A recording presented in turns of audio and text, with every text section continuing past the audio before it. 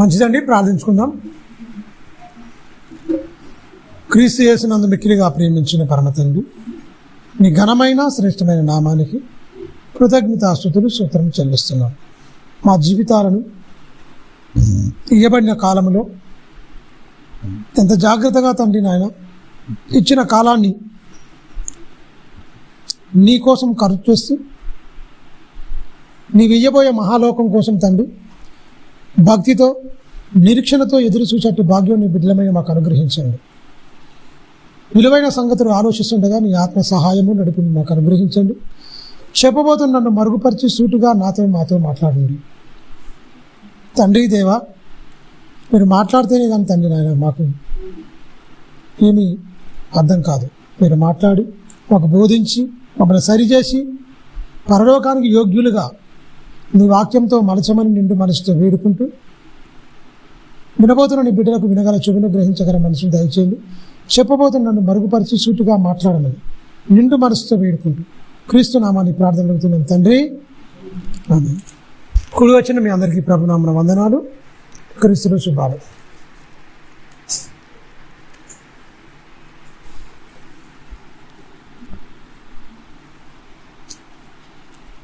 ఎక్కడ ఆపామో అక్కడి నుంచే మనం చదువుకుందాం. ఎఫెసీలకు రాసిన పత్రిక 5వ అధ్యాయము 2-3 వచనాలు.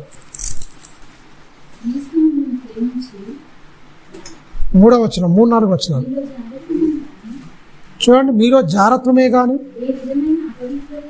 ఏ విధమైన అపవిత్రతే కానీ, లోభత్వమే కానీ వీటి పేరైనను ఎవరెత్తకూడదు. క్రైస్తవులుగా క్రీస్తు రక్తంలో కడగబడిన ఏ బిడ్డలకైనా ఇలాంటివి రాకూడదని చెప్తుండే. అలా ఉండే మీరు అపవిత్రులు అయిపోయారు. జారత్వం గురించి మాట్లాడారు. లోభత్వం ఉన్నది, అపవిత్రత ఉన్నది, సమస్త కల్మషం ఉన్నది. వాటి నుంచి విడిపించడానికి యేసు వచ్చి తన ప్రాణం పెట్టి మమ్మల్ని కొన్నాడు. పవిత్రుడుగా మార్చినాక మళ్ళీ అపవిత్రుడుగా మారడానికి వీల్లేదు. చాలా జాగ్రత్త, విలువ పెట్టి కొనబడిన వారు అన్నట్టుగా ఇక్కడ అపోస్తులైన పౌలు ఎఫెసీ పట్టణంలో ఉన్న సంఘంగా కోరుకుంటున్న సమాజానికి రాస్తున్న లేఖ. అన్యజనులతో కూడిన అన్యజనులుగా ఉన్నవారు క్రీస్తుని నమ్ముకొని సంఘంగా కూడుకుంటున్న వారికి చెప్తున్నాడు. మునుపు ప్రవర్తన ఎలా ఉంది, మీరు ఇవన్నీ చేసిరు మీరు మునుపు, కానీ ఇప్పుడు చేయడానికి వీల్లేదు. ఎందుకంటే మీరు చనిపోయిన వారు, సమాధి చేయబడి క్రీస్తుతో పాటు లేపబడిన వారు. ఆ 2వ వచనం ఉంటుంది, మీరు పరిమళ వాసనగా ఉండుటకు అంటాడు. అంటే పరిమళాన్ని వెదజల్లాలి అంటే ఎప్పుడు ఉండాలంటే అవును, క్రీస్తు తత్వము క్రీస్తు గుణగణాలు అనేది ఖచ్చితంగా వ్యాపింప చేయాలి అంటున్నాడు. కింది వచ్చినమ్మా, ఇదే పరిశుద్ధులకు తగినది. మీరు గమనించండి, కృతజ్ఞతా వచనమే మీరు ఉచ్చరించుడు కానీ. చూడండి, మీరు అంటే దేవుని నమ్మిన బిడ్డలు ఎవరైనా సరే భూతులైనను సరస్వతులైనను పోకిరి మాటలైనను ఉచ్చరింపకూడదు. ఇది మీకు తగదు అంటే లోకం వేరు మీరు వేరు అంటుండు. లోకం వేరు మీరు వేరు. లోకం నుంచి మీరు కొనబడిన వారు, లోకం నుంచి పాపము నుంచి శాపము నుంచి విమోచింపబడిన వారు. క్రీస్తు రక్తము ద్వారా మనలందరినీ పవిత్రుడుగా పరిశుద్ధులుగా మార్చి దేవునికి సొత్తుగా, దేవునికి కుమారులుగా కుమార్తెలుగా చేశాడు. మనం మన సొత్తుగా ఇంకా ఆయన సొత్తు అయి ఉన్నాం, ఆయన ప్రజలమై ఉన్నాం. అందువల్ల చాలా జాగ్రత్తగా ఉండాలి అంటుండు. భూతులైనను సరస్వతులైన పోకిరి మాటలు ఇవన్నీ ఉండకూడదు అంటున్నాడు. ఇవన్నీ ఎవరికి ఉంటాయి? లోకంలో ఉన్నవారికి ఉంటాయి. కామన్గా అవి మాట్లాడుకుంటూ ఉంటారు. కానీ నువ్వు లోక సంబంధివి కాదు, పరలోక సంబంధివి. నీ నుంచెల్లి జీవపు మాటలే రావాలి తప్ప పోకిరి మాటలు మీకు రాకూడదు. ఈ లోకంలో ఉన్నాయి మీకు రావద్దు అంటే మరి ఎలా రాకుండా ఎలా ఉంటే వాళ్ళు మాట్లాడుతున్నారు అయితే అంటే ఖచ్చితంగా ఒక్కోదాన్ని మనం తీసేయాలి. ఆ పాత జీవితాన్ని, పాత మూలాలు. ఎందుకంటే నవీన స్వభావం ధరించుకోమని చెప్పాడు కదా. క్రీస్తు యేసులోనికి వచ్చిన తర్వాత నవీన స్వభావం ధరించుకున్న తర్వాత ఒక్కొక్కటి ఇవన్నీ తీసేసుకుంటూ మనం వెళ్ళాలి. ఎందుకంటే మనం ఈ లోక సంబంధం కాదు, పరలోక సంబంధం. కొలసీలకు రాసిన పత్రిక చూడండి, 3వ అధ్యాయము 8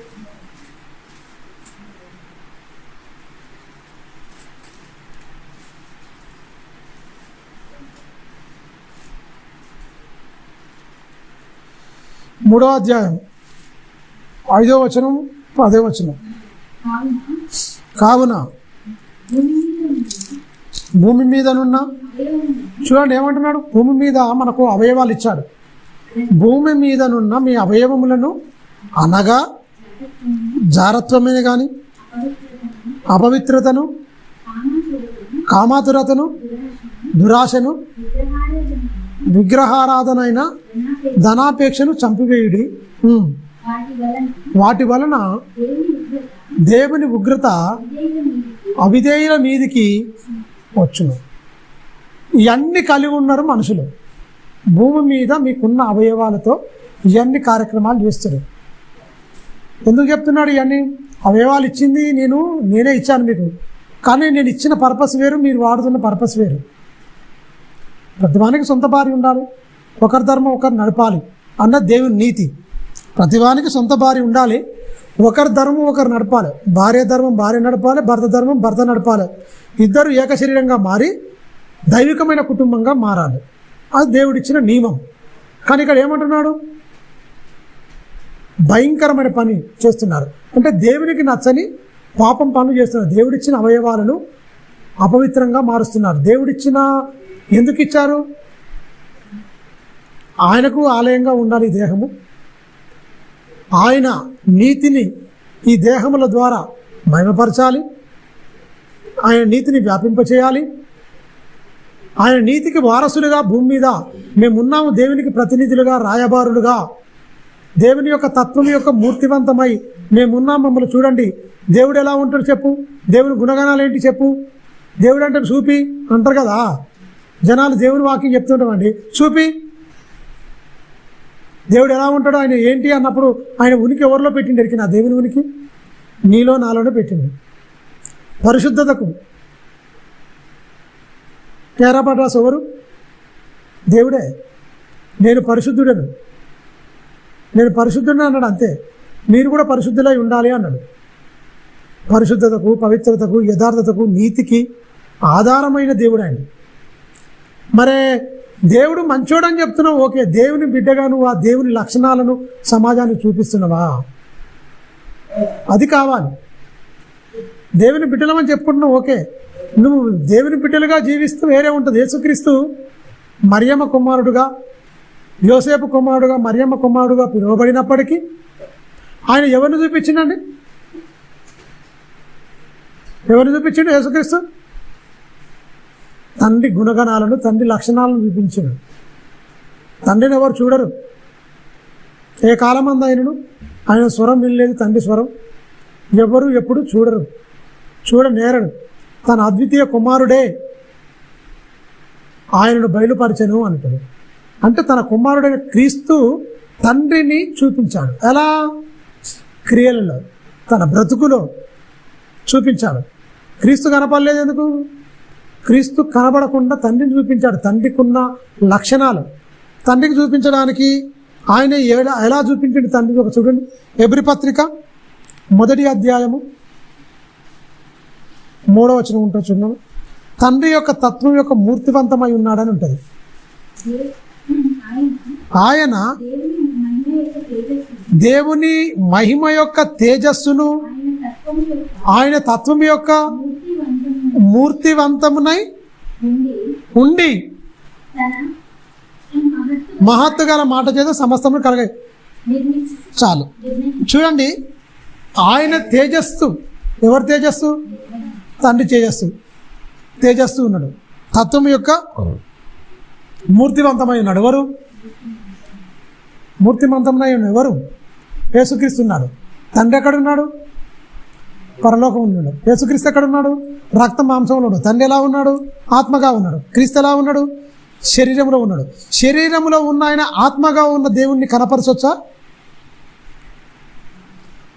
మరి ఆయన ఇద్దరు ఆత్మలుగానే ఉండి ఇప్పుడు ఇక ప్రస్తుతానికి యేసుక్రీస్తు పరిశుద్ధాత్మ దేవుడు, తండ్రి అయిన యెహోవా, ముగ్గురు ఇప్పుడు ఆత్మలుగానే ఉన్నారు. శరీరాన్ని సాలించి మహిమదేహాన్ని ధరించుకొని తండ్రి కుడిపార్శ్వమున ఆసీనుడైన యేసుక్రీస్తు. మీరు గమనించండి, ఆ బాధ్యత ఎవరికి అప్పగిపోయింది? ఇప్పుడు యేసుక్రీస్తు తన తత్వాన్ని, తండ్రి యొక్క తత్వాన్ని, తన మూర్తివంతమై తేజస్సును ఇవన్నీ కనపరిచిండు, వెళ్ళిపోయాడు. ఎవరు? యేసుక్రీస్తు. ఇప్పుడు యేసుక్రీస్తు వెళ్ళిపోయిన తర్వాత మనలాంటి పాప శరీర ఆకారంతోనే వచ్చి మనలాంటి రక్తమాంసమునే ధరించుకొని తండ్రిని కనపరిచాడు. పరలోకమందున్న తండ్రిని కనపరిచాడు. ఎలా కనపరిచాడు? ఎలా కనపరిచాడండి? మాటల్లో కాదు, క్రియల్లో చూపించాడు తండ్రిని. తండ్రి ఎంత ప్రేమ గలవాడో, తండ్రి ఎంత ప్రేమమయుడో, ఎంత జాలి గలవాడో తండ్రి తత్వాన్ని ఖచ్చితంగా చూపించింది యేసుక్రీస్తు, చూపించాడు. అందుకనే యేసుక్రీస్తు వెళ్ళిపోయినా ఇన్ని వేల సంవత్సరాలు అయినా కూడా చెప్పుకుంటున్నారు. అనేకమైన హృదయాలు మారుతున్నాయి, ఆయన విశ్వసిస్తున్నారు, నమ్ముతున్నారు. అంటే యేసుక్రీస్తు బ్రతికేనండి. ఏ ఒక్కడు ఆనాడు కూడా యేసుక్రీస్తు మీద ఏలెత్తి చూపించిన వాడు ఎవరు లేడు. ఒక్క మాట అంటాడు ఆయన, ప్రపంచంలో ఎవరు ఆ మాట చెప్పలేదని చెప్తాను నేను ఖచ్చితంగా. నాలో పాపం ఉందని మీలో ఎవడైనా స్థాపించగలడా? చూపిస్తాడా? రక్తమాంసంలో ఉండి అలా చెప్పినట్టు మాట్లాడండి, సవాలండి, సవాల్. యేసుక్రీస్తు మామూలుగా అనలే అది. నాలో పాపం ఉందని మీలో ఎవడరా అన్నాడు. ఒక్కటే మాట. ఎవరు స్థాపించగలడు? చూపించగలడా? మీ మధ్యనే ఉన్నాను, నా బ్రతుకు మొత్తం తెరిచిన పుస్తకం, పుట్టింది మొదలుకొని ఇప్పటి వరకు నాలో చూపియండి. నజరేతే మంచిదా? కాదు, మంచిది కాదు. అందరూ పాపులే నివసిస్తున్నారు, భయంకరంగా ఉన్నారు. అయినా కూడా ఆయన ఎలా ఉన్నాడు? ఏ పాపం అంటించుకోకుండా పవిత్రంగా బ్రతికిండు. తండ్రికి ఏది ఇష్టం? పవిత్రత. తండ్రికి ఏది ఇష్టం? నిర్దోషత్వం. తండ్రికి ఏది ఇష్టం? యథార్థత, నీతి. దానికి మొత్తం తత్వం యొక్క మూర్తివంతమై మొత్తం తండ్రి అయితే ఏదైతే కోరుకుంటుండో, ఏదైతే ఇష్టమో అదే ఆయన భూమి మీద జరిగించిండు. జరిగించకముందే ఆయన గురించి చెప్పిన ఒక స్టేట్మెంట్ చూస్తారా? యేసుక్రీస్తు గురించి మీరు గమనించండి. ఆయన బాప్తిసం పొందుతాడు. 4వ అధ్యాయం ఉంటుంది, మత్తయి సువార్త 4వ అధ్యాయం 16వ వచనమా?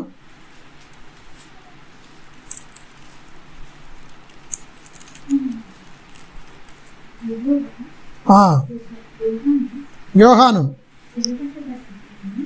బాప్తిసం ఇచ్చిన యోహాను బాప్తిసం ఇస్తందుకు వస్తాడు యొర్దాను నది దగ్గరికి యేసుక్రీస్తు. 3:16 అనుకుంటు చూడండి. యేసుక్రీస్తు బాప్తిసం తీసుకుంటానికి వస్తాడు. 4వ అధ్యాయముల 4వ అధ్యాయం మత్తయి సువార్త 4వ అధ్యాయం 3వ అధ్యాయం మార్కు సువార్త 4వ అధ్యాయం 3:16 యేసుక్రీస్తు బాప్తిసం పొందుటకు పొందిన వెంటనే నీళ్ళలో నుండి ఒడ్డునకు వచ్చెను. ఇదిగో అప్పటికేమన్నా చేసిండా యేసుక్రీస్తు? ఏమైనా పని చేసిండా భూమి మీదకి వచ్చిండు. 30 ఏళ్ళ దాకా తల్లిదండ్రులు లోపడ్డాడు. మరియమ్మకు యోసేపు దగ్గరనే పెరిగిండు. నజరేత్ అనే ప్రాంతం నుండి పెరిగిండు. పనులు చేసుకుంటూ ఉన్నాడు. అప్పటి వరకు సమాజానికి మరుగయ్యే ఉన్నాడు. యోసేపు మరియమ్మల కొడుకనే పిలువబడుతుండు. సామాన్యమైన వ్యక్తిగానే కనిపిస్తున్నాడు. ఎవరు? యేసుక్రీస్తు. బాప్తిసం తీసుకొని నీళ్ళ ఒడ్డుకు వచ్చిన వెంటనే మరి పరలోకమందున్న తండ్రి ఆకాశం తెరవబడడం ఏంటి? తండ్రి ఆకాశం నుంచి ఒక శబ్దం వినబడ్డది. ఏమని? ఈయనే నా ప్రియ కుమారుడు, ఈయన యందు నేను ఆనందిస్తున్నాను అన్నాడు. ఈయనే నా ప్రియ కుమారుడు. అప్పటికేమన్నా పని చేసిండా యేసుక్రీస్తు? ఏం చేయలే. అయినా కూడా నిర్ణయం జరిగిపోయింది. పరలోకంలోనే తన ఉన్న మహిమను, తనకున్న ఆధిక్యతను వదిలిపెట్టుకొని దాసుని స్వరూపం ధరించుకొని భూమి మీద పుట్టడమే చాలా గొప్ప విషయం తెలుసా? భూమి మీద పుట్టడమే. ఎలా పుట్టిండు ఆయనే? తన్ను తాను రిక్తినిగా చేసుకుంటూ దాసుని స్వరూపము ధరించుకొని తన్ను తాను రిక్తినిగా చేసుకుంటూ మొత్తం ఆకారమందు మనుషుడిగా కనపడ్డాడు. కానీ మనిషిలాగా ఆయన బతకలేదు. ఏ ఒక్కరూ ఆయనలాగా, ఏ మనిషిలాగా ఆయన బతకలేదు. ఆయన దైవత్వంగానే బతికిండు. మరి ఇలా బతికిన ఆయన మీరు గమనించండి. ఇలా బతకడం తండ్రికి ముందే తెలుసా? తెలుసు ఖచ్చితంగా. ఎందుకంటే అక్కడనే నిర్ణయం జరిగిపోయింది. ఆ నిర్ణయాన్ని, తన చిత్తాన్ని నెరవేర్చడానికి ఈ లోకానికి వచ్చిండు. బ్యాప్టిజం తీసుకున్న వెంటనే పనిలోకి వచ్చిండు. అంతే. ఇక నుంచి వెళ్ళి ఆ బ్యాప్టిజం తీసుకున్న కాంచెల్లి ఆయన బ్రతికిన దినాలన్నీ 30 ఏళ్ళు పక్కకు పెడితే 3.5 సంవత్సరాలండి. ఎందుకు తిరిగి చూడలేదు.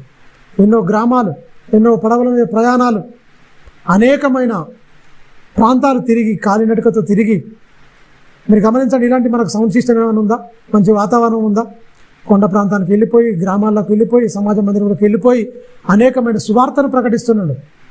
అంటే అప్పటికే నశించిపోతున్నారు, కల్మషంతో నిండిపోయి మొత్తం విరవీగుతున్న దుష్టత్వం ఉన్నది, భయంకరంగా పాపం అనే ఊబిలో కొట్టుమిట్లాడుతున్నారు మొత్తం. వాళ్ళందరినీ విడిపించడానికి, పరలోకానికి చేర్చడానికి యేసు చేసిన పని అనుకోండి, ఆయన బలియాగం అనుకోండి, మామూలు విషయమా అండి? భయంకరమైన ఆ దెబ్బలు, అవమానాలు, సరైన కడుపుంటే తిండి లేదు, సరైన పండుకోవడానికి నివాసం లేదు యేసుక్రీస్తుకు. అందుకని నక్కలకు బొరియలు ఉన్నాయి, ఆకాశ పక్షులకు గూళ్ళు ఉన్నాయి, కానీ మనిషి కుమారుడు తలవాల్చుకున్నట్టుకు ఏమి లేదు అన్నాడు. ఎందుకు లేదు? ఇంత అనంతమైన సృష్టిని కట్టిన ఆయనకి కట్టుకోలేడా? ఒక ఇల్లు చేసుకోలేడా? మీరు గమనించండి, ఆయన ఉండడానికి ఏదైనా ఉండొచ్చు కదా. మనందరికీ పాఠం నేర్పించాలి. ఆయన జీవితమే ప్రతి మనిషికి ఒక గుణపాఠంగా మారాలి. నేనే కోరికలతో ఉండి, నేనే సకల సౌఖ్యాలు కోరుకుంటే, సుఖాలు కోరుకుంటే, వీళ్ళు సుఖాలతోనే సౌఖ్యాలతోనే పరలోకాన్ని మరిచి ఈ లోకమే స్థిరమని భ్రమలో బ్రతుకుతున్న వారందరి భ్రమలు తొలగించడానికి వచ్చింది యేసుక్రీస్తు. ఆయన బోధనలో ఎక్కడ ఆశలు లేవు, ఆయన బోధనలో ఎక్కడ కోరికలు లేవు, ఆయన బోధనలో ఎక్కడ హెచ్చింపు లేదు.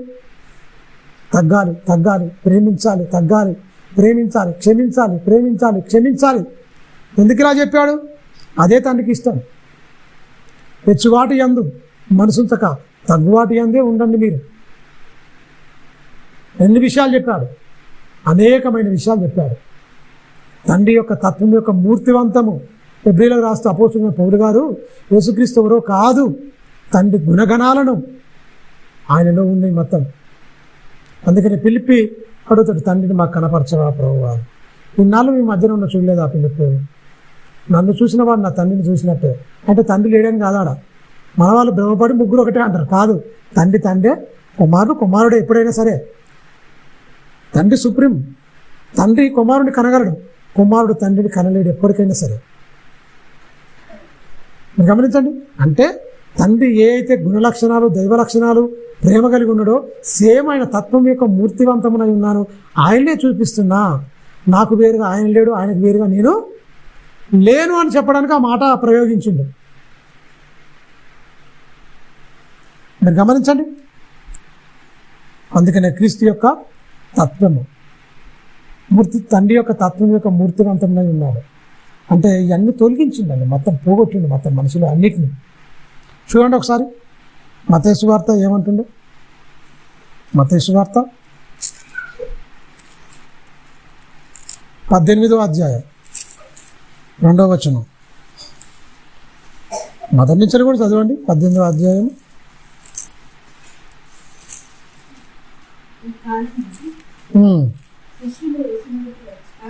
ఆ కాలమందు శిష్యులు యేసు యొద్దకు వచ్చి, పరలోక రాజ్యములో ఎవరైనా ఇప్పుడు అనుకుంటురా అండి? ఎవరైనా సరే చర్చిస్తురా? చర్చల కన్నా వస్తుందా? పరలోకం వెళ్ళాలి, పరలోకం వెళ్ళాలి, పరలోకం నువ్వు గొప్పడువా, అసలు ఏంటి నీ పరిస్థితి ఏంటని మనం చెప్పుకుంటురా? ఈ లోకంలో గొప్పగా ఉండాలి, ఇక్కడ ఈ లోకంలో ఏం కట్టుకుందాం, ఏం చేసుకుందాం, ఎక్కడ బిల్డింగ్ కడదాం, ఎక్కడ స్థలం కొట్టేద్దాం, ఎక్కడ సామ్రాజ్యాలు నిర్మిద్దాం, ఎక్కడ మంచిగా ఉండాలనుకుంటురా? అపోస్తల స్థితి చూడండి. పరలోక రాజ్యంలో ఎవరు గొప్పోరు, పరలోక రాజ్యంలో ఎవరు గొప్పోరు అని యేసుక్రీస్తు ఉన్న కాలంలోనే యేసునే అడుగుతారు.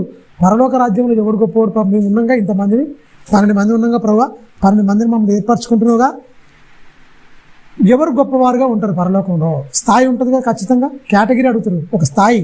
ఎవరు గొప్పవాళ్ళు ప్రభువా అన్నప్పుడు వాళ్ళ ఊహించలేని వాళ్ళ ఊహకు కూడా అందరి సమాధానం చెప్పిండండి యేసుక్రీస్తు. మామూలు విషయం కాదు. మీరు ఇలా అనుకుంటారు కదా, పరలోక రాజ్యంలో ఎవడు గొప్పవాడు అని యేసుక్రీస్తుని అడిగినప్పుడు యేసుక్రీస్తు మానవులు ఊహించలేని స్థితి చెప్పిండు. ఏమని చెప్పాడు చూడండి. ఆయన ఒక చిన్న బిడ్డను తీసుకున్నాడు. చిన్న బిడ్డను ఆయన వద్దకు పిలుచుకొని శిష్యుల మధ్య ఆ బిడ్డను పిలుచుకుంటూ శిష్యుల మధ్య నిలబెట్టి, మీరు మార్పు నుండి బిడ్డల వంటి వారైతే తప్ప పరలోక రాజ్యంలో ప్రవేశించరు. మార్పు నొందాలి, బిడ్డల వంటి వారైతే తప్ప పరలోక రాజ్యం. పరలోకంలో ఎవడు గొప్పవాడు తర్వాత ముచ్చట. కానీ పరలోక రాజ్యంలో ప్రవేశించాలంటే నీ మనసు మారాలి అంటుండు. మార్పు పొంది బిడ్డల వంటి వారైతే తప్ప మీరు పరలోక రాజ్యంలో ప్రవేశించలేనని ఎవరితో చెప్తుండు? అపోస్తులతో చెప్తుండు. ఎవరు? యేసుక్రీస్తు. యేసుక్రీస్తే తన నోట పిలిచాడు. ఆంద్రేయును, బర్తలోమేయును, సీమోను పేతురును, యాకోబును, యోహానును, వీళ్ళందరినీ పిలుచుకుంటు కదా. పిలుచుకున్న వారిలో యేసుక్రీస్తు ఉన్నప్పుడే మారుమనసు లేదట. మనకు మారుమనసు లేదు. అప్పటికి యేసు అనుకున్నంత మారుమనసు వాళ్ళలో లేదు కాబట్టి మాట చెప్తుండు. ఉంటే వాళ్ళకు అంత స్థాయి భక్తి, అంత స్థాయి మారుమనసు గల ఉంటే యేసు ఈ పదాన్ని ప్రయోగించేవాడు కాదు. ఒక చిన్న బిడ్డను తీసుకొని అలా మధ్య నిలబెట్టి ఏమంటుండు? మార్పు నొంది బిడ్డల వంటి వారైతే తప్ప పరలోక రాజ్యంలో ప్రవేశించాలని నేను మీతో నిశ్చయంగా చెప్తున్నాను అంటున్నాడంటే మీరు గమనించండి. చిన్నపిల్లలను అనుకోండి, కొట్టుకుంటారు, ఒక 5 నిమిషాలకు మళ్ళీ మర్చిపోయి మళ్ళీ ఆడుకుంటారు. అవునా? అలాంటి మనసు, అలాగ పగలు ప్రతీకారాలు ఉండవు, సాడీలు ఉండవు, గొడవలు ఉండవు, నేను అనేది ఉండదు, కులం అనేది కూడా ఉండదు. అలా చిన్నపిల్లలు ఎవరితో పడితే వాళ్ళకు మంచి బోసి నవ్వులతో చక్కగా ఉంటుంది. పెద్దవాడైన తర్వాత కులమైన తోకొస్తుంది, నేనైనా గర్వం అవుతుంది. ఈ లేనిపోని అన్ని కల్మశాలన్నీ అంటించుకుంటాడు మొత్తం. ఇక పెద్దోడైతే అన్నీ వస్తాయి, అన్నీ పోవాలి అంటుండు. అన్నీ పోవాలి. మారు మనసు పొంది బిడ్డల వంటి వారు, పసిబిడ్డల మనసు ఎలా ఉంటుందో అలాంటి వారికే పరలోక రాజ్యం ప్రవేశం ఉందని చెప్తున్నాడంటే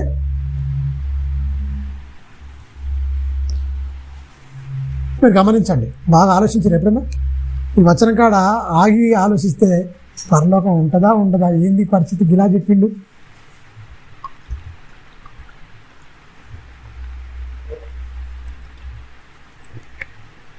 వాళ్ళు పరలోకం ఓల్ది ప్రభువా, పరలోకంలో గొప్పవాడని వాళ్ళు అడగడం ఏంటి? చిన్న బిడ్డను తీసుకొని వారి మధ్య నిలబెట్టి మారు మనసు పొంది ఈ బిడ్డల వంటి వారైతే తప్ప పరలోక రాజ్యంలో ప్రవేశించాలని నేను నీతో నిశ్చయంగా చెప్తున్నానని ఆయన చెప్పడం ఏంటి? ఏంది ఇది అంటే మీరు గమనించండి. పసిపిల్లలు పగలు ప్రతీకారాలు ఉండవు, గొడవలు ఉండవు.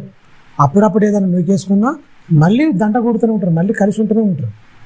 పగతో వాడు నన్ను ఇలా అన్నాడు అని అంతేందో చూసుకుందాం అనుకునే రకం చిన్నపిల్లల్లో ఉండదు. మీరు గమనించండి.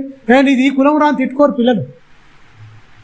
మీది ఈ కులం, మతం ఇవన్నీ ఉండవు. వాళ్ళకు సమానత్వం, అట్టి మనసు కలిగి ఉండాలంటుంది. మరి ఆ మనసు రావాలంటే రాత్రి వస్తుందా? రాత్రి అయితే రాదు, అసంభవం.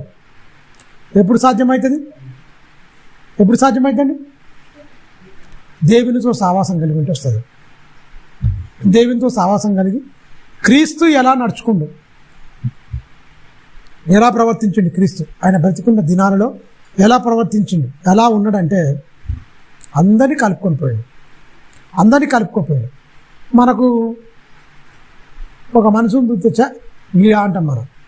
కానీ యేసుక్రీస్తు ఎలాంటి స్థాయికి దిగి, ఆయన స్థాయి కూడా ఎంత గొప్పవాడు యేసుక్రీస్తు.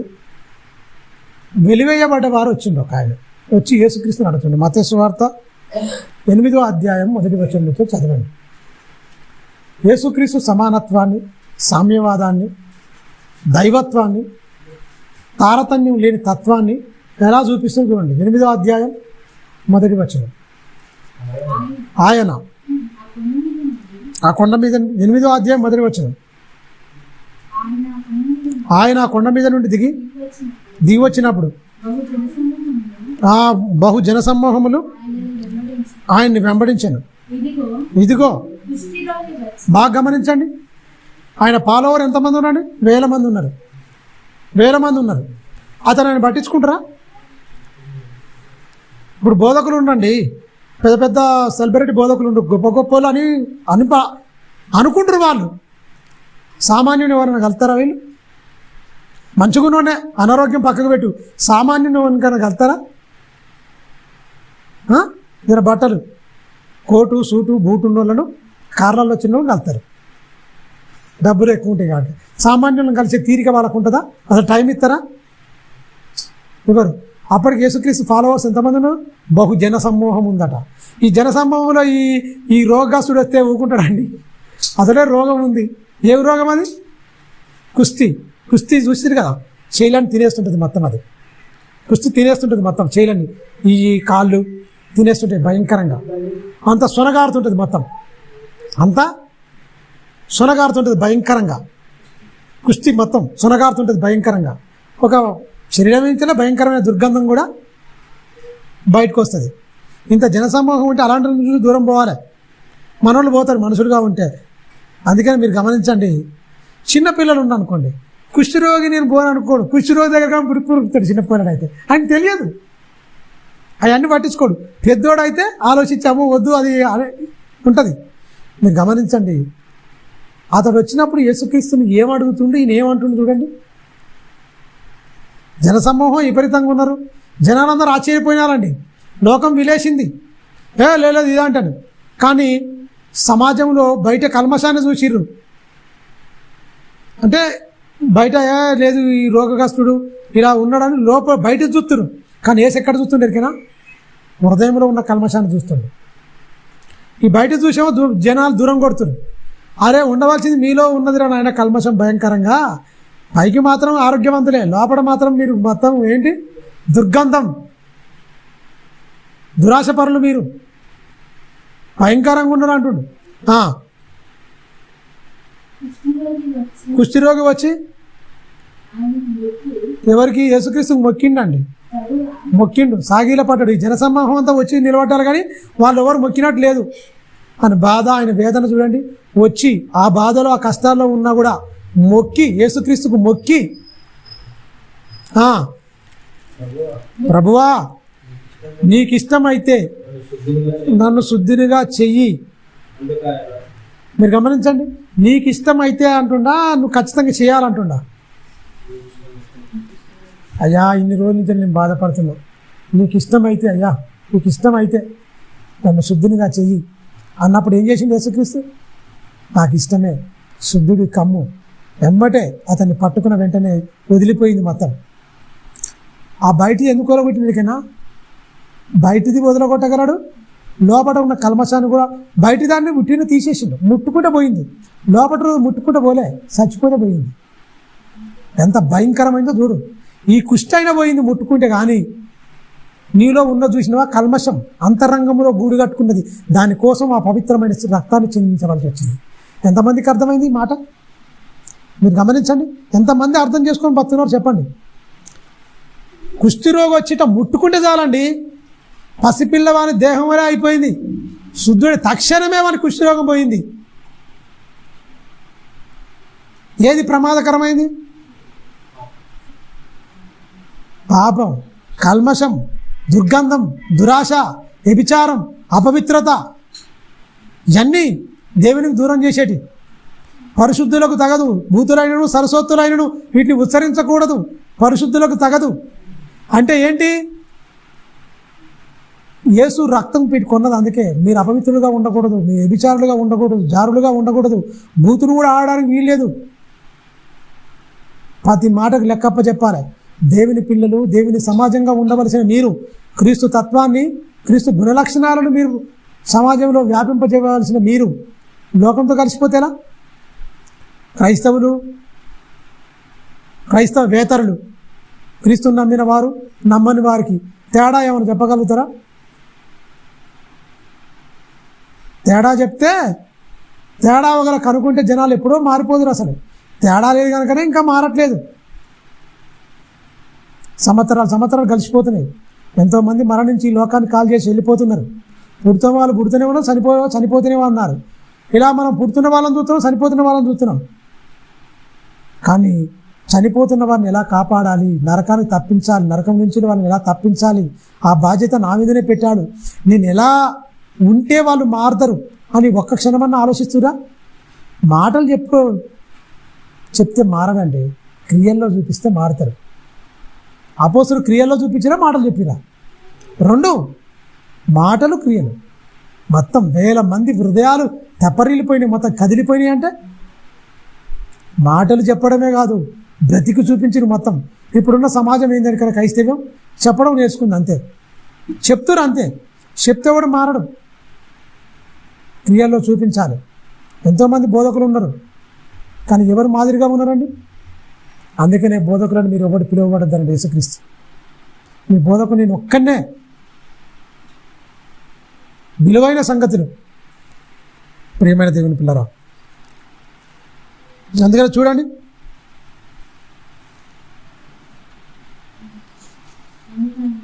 అందుకు ఆయన చెయ్యి చాపి వాణ్ణి ముట్టి నాకు ఇష్టమే, నువ్వు శుద్ధుడవు కమ్మని చెప్పగా తక్షణమే క్షణాల మీద అండి. ఏ మెడిసిన్ లేదు ఆ కాలంలో, మెడిసిన్ లేదు కాలంలో. అది అందరు కూడా స్వస్థత పొందలే. కుష్ఠరోగులు చాలామంది ఉన్నారు, అందరు పొందలే. కొద్ది మందికే ఇచ్చిండు, కొద్ది మందే పొందిరు. మీరు గమనించండి, తక్షణమే వెంటనే క్షణాల మీద అయిపోయిందండి. మరి ఎంతమంది మారారు? ఎంతమంది క్రీస్తుని హత్తుకొని ఉన్నారు? 9వ అధ్యాయం మత్తయి సువార్త.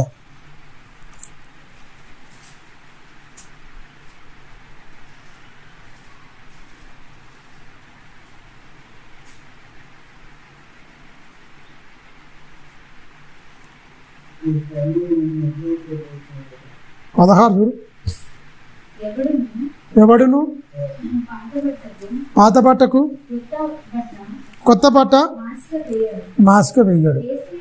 మీరు గమనించండి, ఎవడును పాత బట్టకు కొత్త మాస్క వేయడు. ఎందుకు ఈ మాట చెప్తున్నాడు? మీరు గమనించండి, మారినట్టు ఉంటారు కానీ మారతలేరని చెప్తుండు. బట్ట గురించి ఉపమానం చెప్తుండు. ఒక బట్ట ఇప్పుడంటే బట్టలు ఎక్కువ ఉన్నాయి కనుక వస్త్రాలు ఒకటి మాసిపోయిందంటే దాన్ని పక్కకు పడేస్తున్నారు అంతే. చినిగిపోయినా కూడా కట్టుకునే పరిస్థితి. అప్పుడు చినిగిపోయినా కూడా కట్టుకునే పరిస్థితి. ప్యాంట్లు చినిగిపోయినా ప్యాంట్లు, దోతులు చినిగిపోయినా ధోతీలు, లింగీలు చినిగిపోయినా లింగీలు.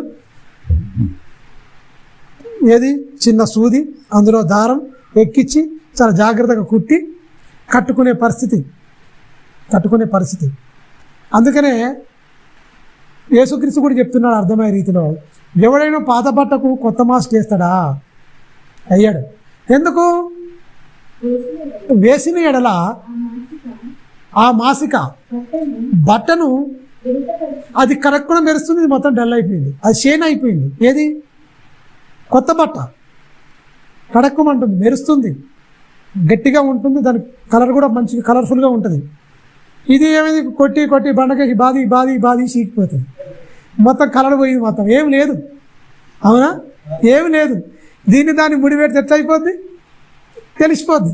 పాత బట్ట వేసి ఒకలా అట్లా పెడితే వెలితిపరచదు, ఆ కుట్టినట్టు కూడా అవుపడదు. నువ్వు ఏదో బట్టను తీసుకొచ్చి ఏదో దానికి వేసేసి గట్టిగా ఉంటుంది ఏదో చేస్తే ఏమైపోద్ది? తెలిసిపోద్ది. ఎవ్వడు అట్లా వేయొద్దు. వేస్తే అది ఏమైపోద్ది? వెలితిపరుస్తుంది. కుట్లు కూడా పికిలిపోయి చినిగిపోద్ది అంటుండు. గమనించిరా? కుట్లు పికిలి చినిగిపోద్ది అంటుండు. మన నూతన జీవితం కూడా ఎందుకని?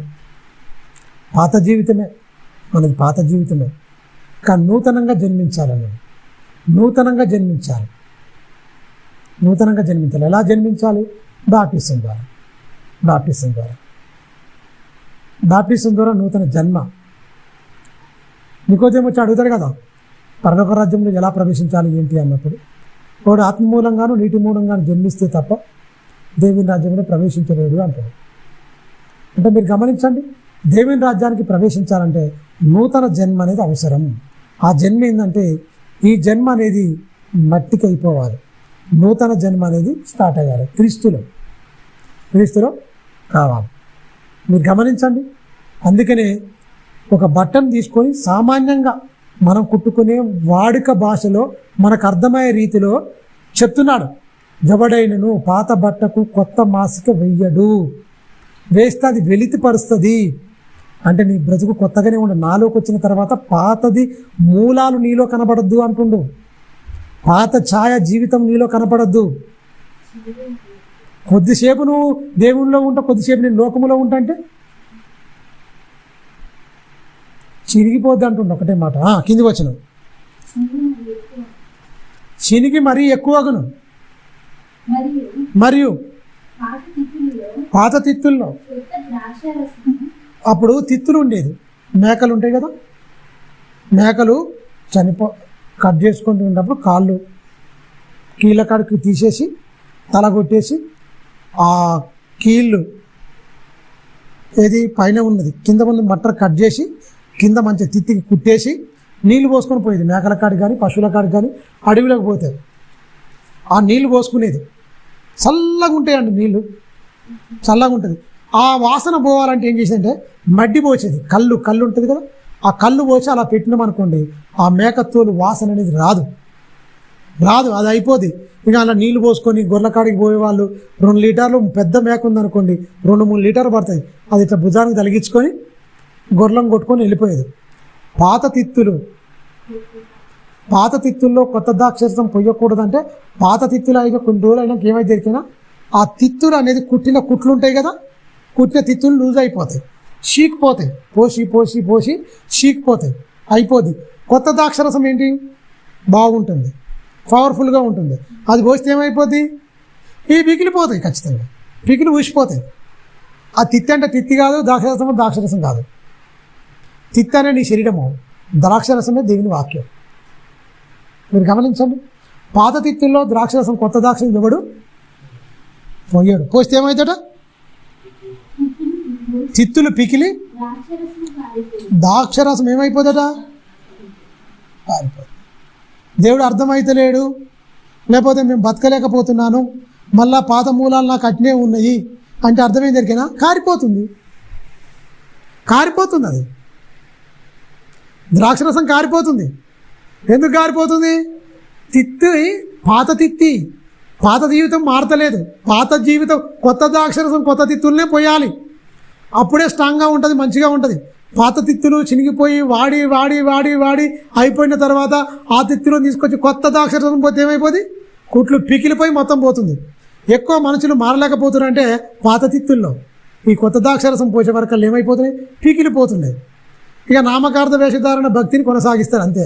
అసలు సిసలైన దేవుడు అనుకుంటున్న భక్తి మనలోనికి రాదు.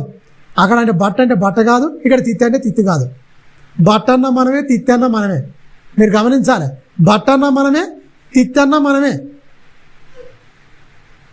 ఏ స్థితిలో ఉన్నాం మనం, మనకు అర్థమయ్యేటట్టుగా మన వాడుక భాషలోకి వచ్చి దేవుడు తగ్గి ఇంత సరళమైన భాషలో రాయించినా కూడా అర్థం చేసుకోకుండా మనం బ్రతికితే పరలోకానికి వెళ్ళి, అంటే దేవుని ఎదుట మనం ఎలా నిలబడతాం చెప్పండి, ఎలా నిలబడతాం? అర్థం చేసుకోలేదు ప్రభు అంటే అర్థం కాని స్థితిలో నేను చెప్పానా, అర్థమయ్యేటట్టుగా రాయించింది, నేను అర్థమయ్యేటట్టు రాయించాను కదా. అన్నింటి అర్థం చేసుకుంటారు బాగానే, నా దగ్గరకు వచ్చే వరకు వంకలు ఎందుకు మీకు, సాకులు ఎందుకు మీకు? నేను అర్థం కాకుండా రాయించానా? మీరు నరకానికి వెళ్ళిపోకూడదనే ప్రతిదీ వివరంగా అక్షరబద్ధం చేసి ప్రతిదీ మీకు అర్థమయ్యేటట్టు మీ భాషలో, మన తెలుగు భాషలో మంచి సరళి ఉంది, అవునా? మనకు అర్థమవుతాడు. హిందీ వాళ్ళకి హిందీలో, ఇంగ్లీష్ వాళ్ళకి హిందీలో, ఇంగ్లీష్ వాళ్ళకి ఇంగ్లీష్లో, తమిళ వాళ్ళకి తమిళ్లో, అన్ని భాషల్లో, లిపిగల భాషల్లో మొత్తం బైబిల్ ముద్రించిరా లేదా? సరళమైన భాషల్లో, వాడుక భాషలో చక్కగా రాయబడ్డది. మాకు అర్థం కాలే ప్రభు అంటే ఊకుంటాడా, వదిలిపెడతాడు ఆయన? ఇంత కాలాన్ని ఇచ్చి, సమయాన్ని ఇచ్చి, ప్రతి సంవత్సరం ఎన్నో కష్ట నష్టాలకు ఓర్చినా నిన్ను అన్నిటిలో నుంచి ఒడ్డెక్కించి నిన్ను నిలబెట్టి నూతన సంవత్సరాన్ని ఇచ్చి జీవకిరీటాన్ని ధరింపజేసి మళ్ళా నీకు సజీవ లేఖ నిలబెడితే మళ్ళా ఎప్పటిదప్పుడే పాత జీవితం అంటే ఎలా? సంవత్సరానికి ఎన్నో వస్తువులు మార్కెట్లో దిగిపోతున్నాయి, అప్డేట్ వర్షన్ అని చెప్తున్నారు. మొత్తం ఆధునికంగా మొత్తం కొత్తవి వచ్చేస్తున్నాయి. మొత్తం ఇప్పుడు వచ్చేటంటే చప్పట్లు కొడితే ఏమైపోతాడ, టీవీ ఆన్ అయిపోతాడ. నువ్వు టీవీ 9 అని లోపల మైండ్లో అనుకుంటే చాలు అక్కడ ఆన్ అయిద్దట. ఇప్పుడు అలాంటివి కూడా వస్తున్నాయి, మొత్తం టెక్నాలజీ వస్తాయటగా రానున్న రోజుల్లో. ఇప్పటికీ ఫ్యాన్లు మనం స్విచ్ చేసుకున్న అవసరం లేదు, తిరుగుతాయి. చప్పట్లు కొట్టిన లైట్లు వెళ్తున్నాయి, అందులోకి రాగానే వస్తున్నాయి. వాటర్ ఇలా చేయి పెడితే కథం నల్లా వస్తుందండి, మ్యాగ్నెట్ సిస్టమ్. ఇలా పోతే కథం నీళ్ళు వస్తాయి, ఇలా అంటే వస్తాయి. స్నానం చేసుకునేది కూడా మనం షవర్ కాడికి పోయి నిలబడితే చాలు, టక్కున నీళ్ళు అలా అక్కడ నిలబడితే కదా మంచి తల మీదనే పోస్తాయి నీళ్ళు, సైడ్కి అయిపోతే టక్కున ఆగిపోతాయి. అంత టెక్నాలజీ వచ్చింది చూడు. మీరు గమనించండి, అన్నిట్లలో అప్డేట్ అవుతుంది మనిషి. ఎక్కడ్రాక ఉన్నా అంటే ఎక్కడేసిన గొంగళ అక్కడనే ఉంది, ఎక్కడ్రా అంటే భక్తి జీవితంలోనే. అన్నిట్లలో అప్డేట్ అయింది మనిషి, అన్నిట్లలో, ప్రతి దాంట్లో మొత్తం అన్నిట్లలో బాగానే ఉన్నాడు. కానీ ఎక్కడ మనిషి ఫెయిల్యూర్ అవుతుండు అంటే దేవుడు అనుకున్న కోణంలోనికి రాకుండా మనిషి తన ఇష్టానుసారంగా బతకడం వల్ల. పాత తిత్తుల్లో కొత్త ద్రాక్షరసం పొయ్యొద్దు, పాత బట్టకు కొత్త మాస్క్ అసలు వేయకూడదు. పాతది అనేది నీలో ఉండొద్దు అంటుండే ఒకటే మాట. క్రీస్తు యేసునందున్నవాడు నూతన సృష్టి, పాతలు గతించెను, కొత్తవి అయితే అట. ఎలా కావాలి? పౌలు గారు అయిండు చూస్తారా? పౌలు గారు ఎలా ఆ తిత్తిని ఎలా మార్చుకుండో, ఆ తిత్తి ఏమైపోయిందో, ఆ బట్ట ఏమైపోయిందో చూస్తారా ఒకసారి? 2 కొరింథీ 4:16 ఉంటుంది. కావున మేము అధైర్యపడము. మా బాహ్య పురుషుడు అంటే ఏంటి? బయటికి కనబడుతున్న ఈ తిత్తి,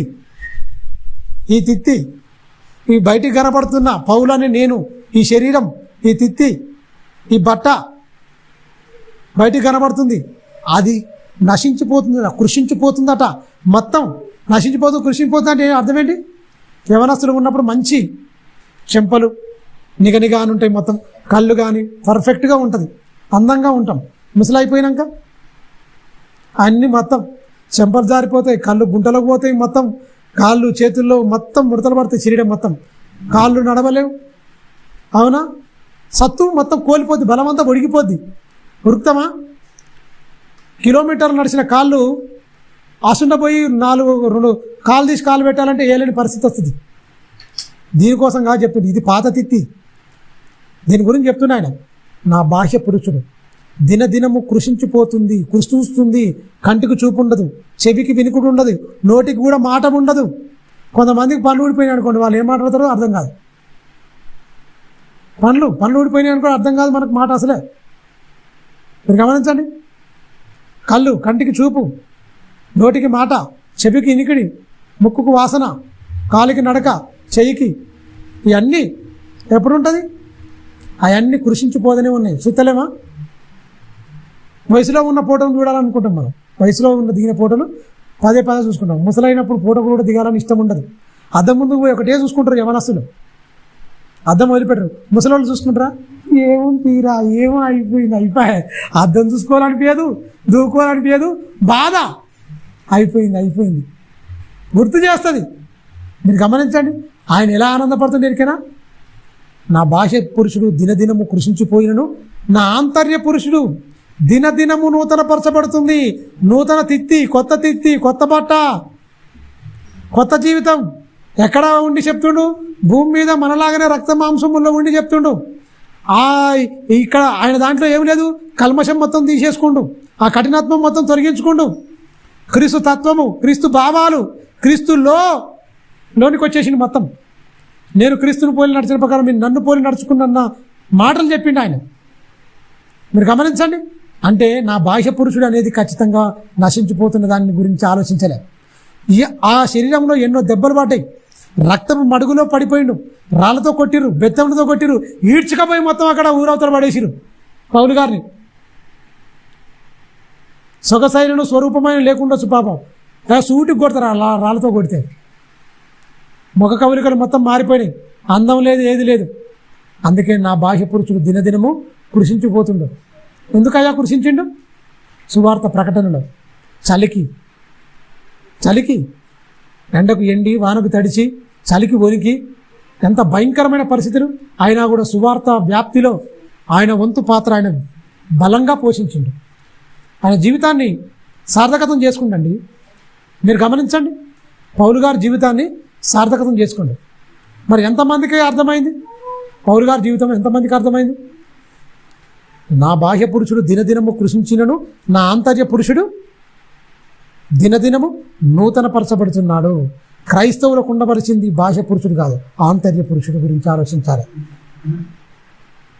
మీరు గమనించండి, బయటికి బాగుండాలని చూసుకుంటారు క్రైస్తవులు, కానీ ఆంతర్య పురుషుడు చూసుకుంటా. ఆయన శరీరంలో ఉండే ఆంతర్య పురుషుడి గురించి ఆలోచించిండు.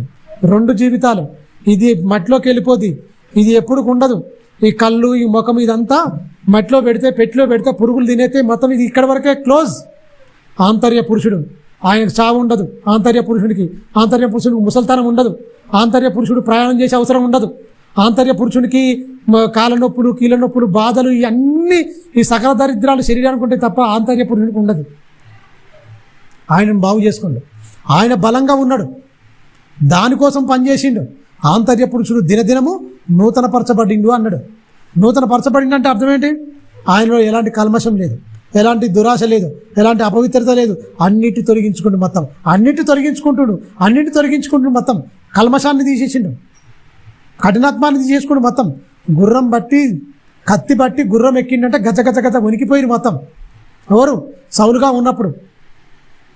తర్వాత క్రీస్తు మార్గంలోకి వచ్చిన తర్వాత కత్తిని గుర్రాన్ని వదిలిపెట్టిండు మొత్తం. అందరు కొట్టుడే తిట్టుడు భరించిండు, సహించిండు. దేనికోసం ఎరికైనా? ఈ బాహ్య పురుషుడు మొత్తం పోని, కానీ ఆంతర్య పురుషుని కోసం బతికిండు. మీలో ఎంతమంది ఆంతర్య పురుషుని గురించి ఆలోచిస్తారు? బాహ్య పురుషుడికి కొంతకాలం ఉందండి. కొంతకాలం భూమి మీదకి తల్లి గర్భంలో నిర్మాణం ఉంది. 9 మాసాలు ఒక నిర్మాణంగా తండ్రి చేత రూపింపబడుతున్నాం. తర్వాత భూమి మీదకి వస్తున్నాం. కొంతకాలం బ్రతికిన తర్వాత ఈ మట్టి దేహము మట్టిలోకి వెళ్ళిపోద్ది. కానీ నిన్ను కనిపించే దాన్నే ఆంతర్య పురుషుడు అనేది ఆత్మ కూడా అంటారు. ఆత్మ బలంగా ఉండాలంటే ఇప్పుడు ఉన్న పరిస్థితి ఏందరికైనా ఈ కల్మషం ఉంటే ఆత్మ బలంగా ఉండదు, ఆత్మ క్షీణించిపోద్ది, ఆత్మ నలిగిపోద్ది, ఆత్మీయ జీవితం బాగుండదు. ప్రియమైన దేవునిగా కింది వచనం చదవమ్మా.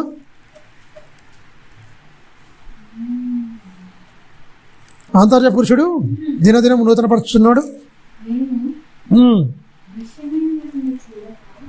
కల్మషం లేని వారు, దేవుని గురించి గొప్పగా బతికేవారు దృశ్యమైన వాటి అంటే ఈ బాహ్య నేత్రాలతో చూసేది. ఇప్పుడు మనం చూస్తున్నాం, లైట్ని చూస్తున్నాం, ఇల్లుని చూస్తున్నాం, ఫ్యాన్ను చూస్తున్నాం, కెమెరాను చూస్తున్నాం, ఇవన్నీ చూస్తున్నాం. దృశ్యమైనవి అంటే ఈ ప్రకృతిని మొత్తం చూసేటి, ఈ నేత్రాలతో చూసేది.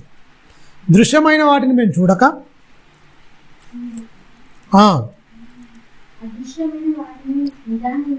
అదృశ్యమైన వాటిని నిదానించి చూసే కన్ను. అదే కన్ను ఎరికేనా?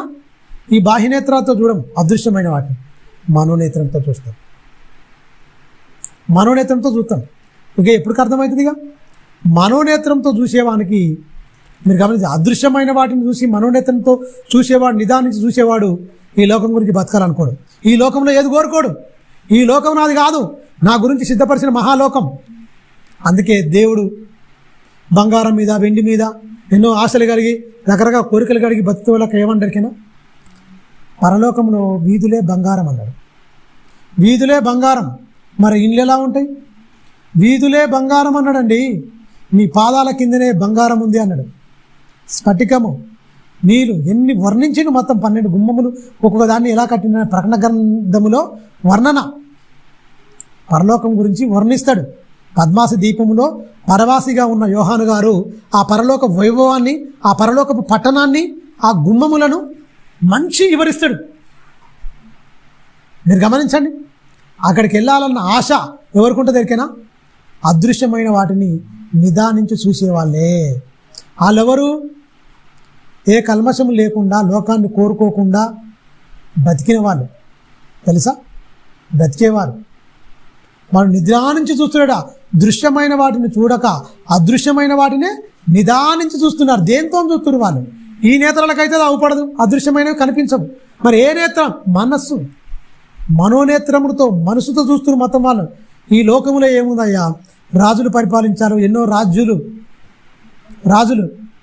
రాజ్యాలు అన్ని కాలగర్భంలో కలిసిపోతున్నాయి. నీ రాజ్యం అంతము లేనిది, నీ రాజ్యములు యుగయుగములు ఉండేది. అందరు రాజులు కొంతకాలం ఉంటారు, పోతారు. ఆది అంతము లేని రాజు ఎవరు? యేసుక్రీస్తు. నీ రాజ్య పరిపాలనలో కులాలు ఉండవు, మతాలు ఉండవు, అంటే దేశం పగ ప్రతీకారాలు ఉండవు. ప్రేమ, సమాధానం, నెమ్మది, శాంతి నీ రాజ్యంలో ఉంటాయి. నీ రాజ్యం చాలా గొప్పది. పరలోకానికి నమోనే భూమియే సంఘం. తెలుసా? పరలోకములో ఉండే వాళ్ళే సంఘంగా ఇక్కడ కూడుకునే వాళ్ళు. పరలోకం నమోనా సంఘం.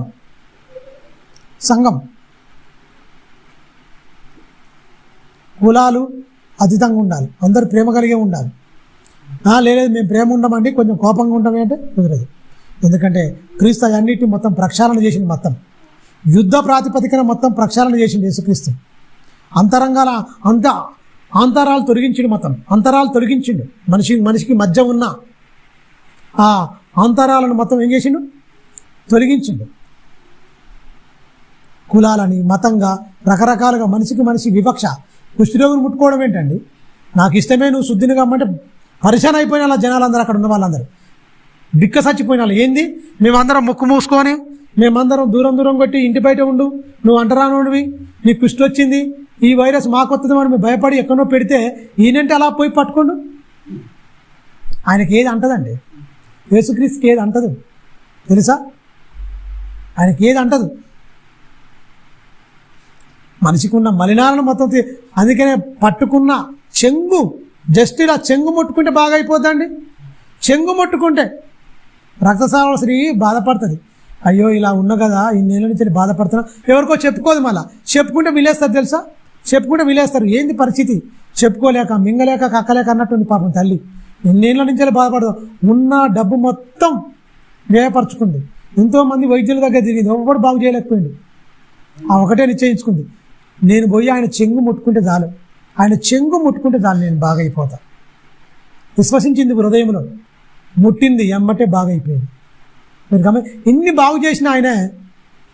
మీరు గమనించండి, ఎన్నో భయంకరమైన రోగాలు బాగు చేసి చనిపోయిన వాడిని సైతం లేపిన యేసుక్రీస్తు. మీరు గమనించండి, ఆ కల్మషం, ఆ పాపం మనిషిని పట్టి పీడిస్తున్న దాన్ని తీయాలంటే ప్రాణం పెట్టవలసి వచ్చిందండి. ప్రాణం పెట్టవలసి వచ్చింది. ఇది మంచిది కాదు, మామూలుది కాదు. పరలోకానికి అడ్డొచ్చేది, నిన్ను నన్ను నాశనం చేసేదే పాపం, కల్మషం. మీరు గమనించండి, కొరింథీయులకు రాసిన మొదటి పత్రిక 7వ అధ్యాయం 1వ వచనం.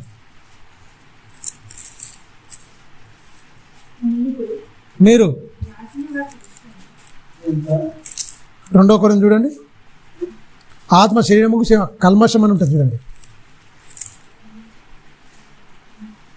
7వ అధ్యాయము 2వ కొరింథీ అనుకుంటా 7. ప్రియులారా, మనకు ఈ వాగ్దానములు ఉన్నవి గనుక దేవుని భయముతో పరిశుద్ధతను. మీరు గమనించండి, ఏం వాగ్దానాలు ఉన్నాయి మనకి? ఏం వాగ్దానాలు ఉన్నాయి? పరలోకం వెళ్ళాలి. మనకి చాలామంది నూతన సంవత్సరంలో వాగ్దానాలు తీసుకున్నారు. ఏం వాగ్దానం ఇచ్చిందో 3 అపోస్తల కార్యం 3:25 చూడండి ఒకసారి. మళ్ళీ ఇక్కడికి వద్దాం, ముగించుకుందాం. అపోస్తల కార్యం 3:25. ఆ ప్రవక్తలకును దేవుడు అబ్రహాముతో నీ సంతానమందు భూలోక వంశములన్నిటినీ ఆశీర్వదింపబడునని చెప్పి మీ పితరులతో పేతురు గారు చెప్తుండు ఎవరికి? ఆనాడున్న యూదులకు. మీరు వారసులై ఉన్నారు. దేవుడు తన సేవకుని పుట్టించి మీలో ప్రతివానిని, ఆయన తన సేవకుని పుట్టిస్తారు. ఎవరు? ఆయన యేసుక్రీస్తు పుట్టిన తర్వాత ఏమైపోతాడు కదా, ప్రతివాని వాని దుష్టత్వములో నుంచి వెళ్ళి మళ్లించుట వలన మిమ్మును ఆశీర్వదించుటకు ఆయనను మొదట మీ యొద్దకు పంపెను. దుష్టత్వంలో నుంచి వెళ్ళి మళ్లించడానికి వచ్చిండు, ఆయనే తీసేయడానికి వచ్చిండు. అందుకనే ప్రాణం పెట్టాడండి. దుష్టత్వము, కల్మషము, ఈ దురాలోచనలు, ఇవి చాలా భయంకరమైనవి, దేవునికి దూరం చేసేటి మొత్తం. అందుకనే ఆయన ఏ కల్మషం లేకుండా బ్రతికి చూపించాడు. యేసుక్రీస్తుకున్న బిరుదులు ఒకసారి చూడండి, ఆయన ఇలాంటివి చెప్పాడు. హెబ్రీయులకు రాసిన పత్రిక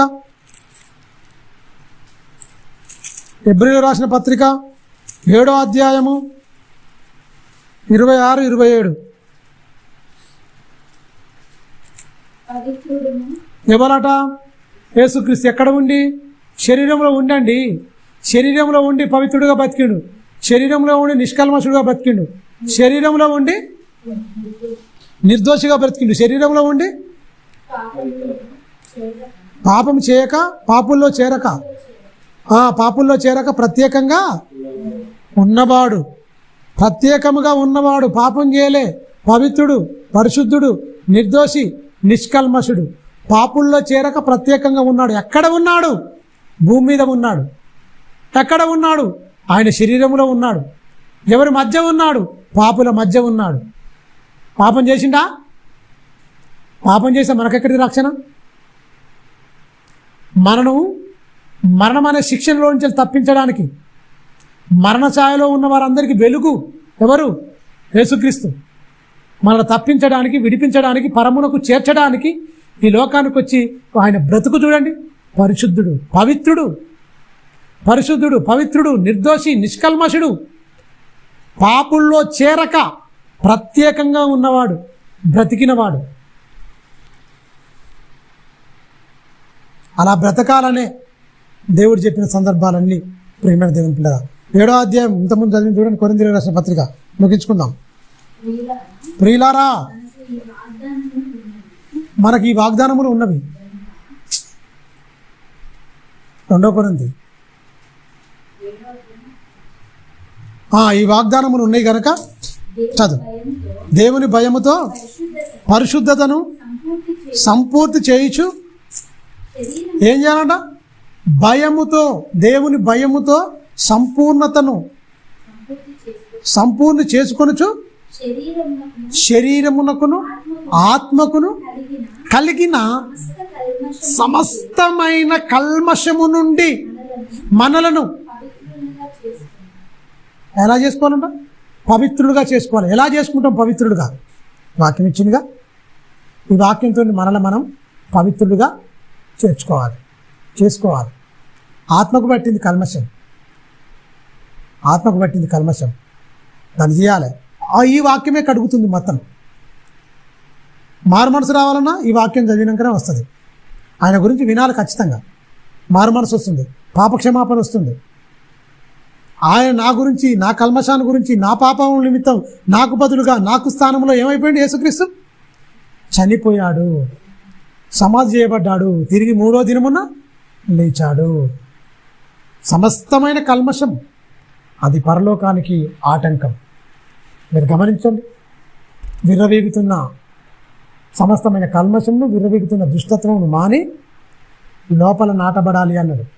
లోపల నాటబడాలి అన్న మాట మీరు జ్ఞాపకం చేసుకోండి ఒకసారి. ఎందుకంటే పరలోకం వెళ్ళాలంటే అంత ఈజీ కాదు. ఆయన చెప్పిన మాటల ప్రకారంగా బతకాలి. ఆయన వచ్చిందేంటి? దుష్టత్వంలో నుంచి వెళ్ళి మళ్ళిస్తున్నట. తన సేవకుని పుట్టించి మళ్ళించిందా? అందరు దుష్టులైపోయిరా? తానే వాగ్దానం చేసింది. మొత్తం దుష్టత్వం నుంచి మనల్ని నుంచి వెళ్ళి మళ్ళించడం వాగ్దానం చేసింది. మనమందరం వాగ్దాన పిల్లలం. ఎవరు భూలోక వంశములన్నీ ఆశీర్వదింపబడతాయని అబ్రహాం చెప్తాడు. ఎలా ఆశీర్వదింపబడ్డాయి? ఆశీర్వాదం అంటే మన వాళ్ళు ఏమంటారు ఇక్కడ? అబ్రహాము దీవించిన దేవుడా, అబ్రహామును ఆశీర్వదించిన దేవుడా, నన్ను ఇసాకును ఆశీర్వదించిన దేవుడా. ఇసాకున్న భక్తి ఉందా? అబ్రహాంకున్న భక్తి ఉన్నదా?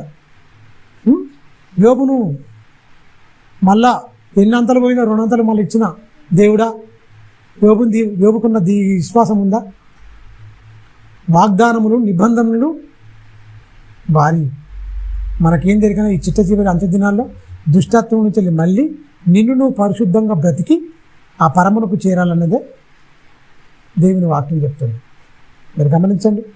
ఈ నూతన సంవత్సరంలో మరి మనుషుల్లో విర్రవీగుతున్న దుష్టత్వము మనుషుల్లో కనుమరుగైపోతున్న దైవత్వము, ఆ దైవత్వాన్ని మనం అందరం పెంపొందించుకుందామా? ఇక నుంచి ఆయన పెంపొందించుకుందామా? మనల్ని మనం శుద్ధి చేసుకుందామా? కాపాడుకుందామా? ఖచ్చితంగా అపవాదికి చోటు ఇవ్వకుండా మనకి అవకాశం ఇవ్వకుండా, మన ఆలోచనలకు, మన తలంపులకు మన మనసు ఇవ్వకుండా మనల్ని మనం వాక్యంతో కాపాడుకుందాం. తలదొచ్చుకోండి, ప్రార్థించుకుందాం. పరిశుద్ధుడా, మహోన్నతుడా, గొప్ప తండ్రి, నీ ఘనమైన శ్రేష్టమైన నామానికి కృతజ్ఞతాస్తుతులు స్తోత్రం చెల్లిస్తున్నాను. నీ బిడ్డలైన వారికి కొన్ని విషయాలు చెప్పిన్నాను తండ్రి. విన్న మాటలు వాళ్ళ హృదయంలో తండ్రి ఫలింప చేయండి, బలపరచండి. ప్రతి ఒక్కరిని పేరు పర్సన్ దీవించండి, ఆశీర్వదించండి. ఆత్మ సంబంధమైన ఈవులను బిడ్డలకు అనుగ్రహించి బలపరిచి స్థిరపరిచి సత్యమందు ప్రతిష్ఠించండి.